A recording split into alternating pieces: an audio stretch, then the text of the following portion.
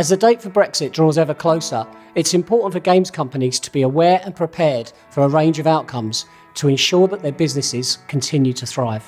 For 30 years now, Ukie has supported games companies all over the UK, so we've invited a number of legal specialists to give us their advice on the issues surrounding Brexit that will affect us all.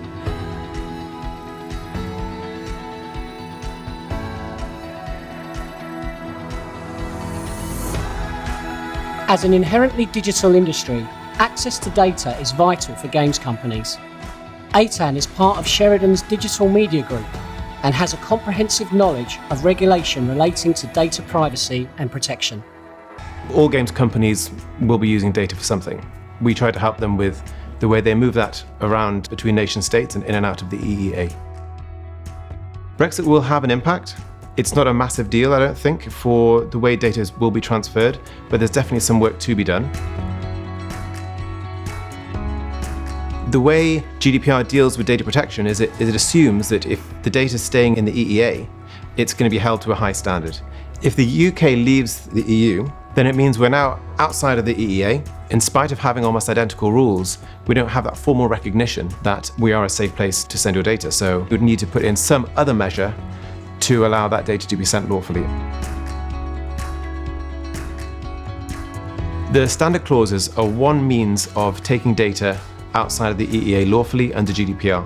And what it is a contract between the business or the company which holds data in the EEA and another company outside the EEA. It's a standard form contract, it shouldn't really be negotiated. It has a table in the back that needs to be filled in, which explains some of the ins and outs of what's going to be happening. And then once that document's been entered, the recipient is then obligated under this contract to treat it to a GDPR grade standard. GDPR is enforced in the EEA by each member state. They all have their own supervisory authority.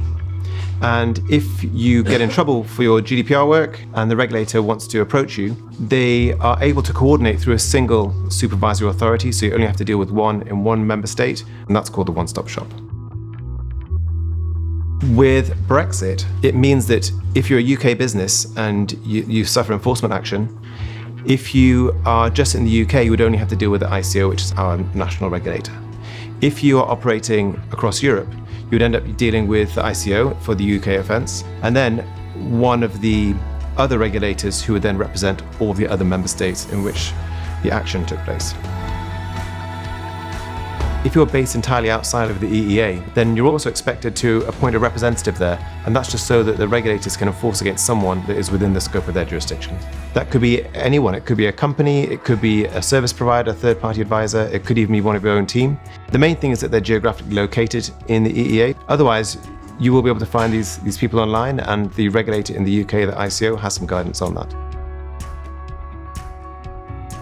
The key things for you to take away from this are that you should consider whether you need to enter the standard clauses, and separately, consider whether you need to appoint a representative within the EEA. If you'd like to find out more, you can go to the ICO website, which is ico.org.uk, and you'll find good resources there on data transfers post-Brexit. We hope you found Eitan's advice useful. For more information, go to our website, ukie.org.uk.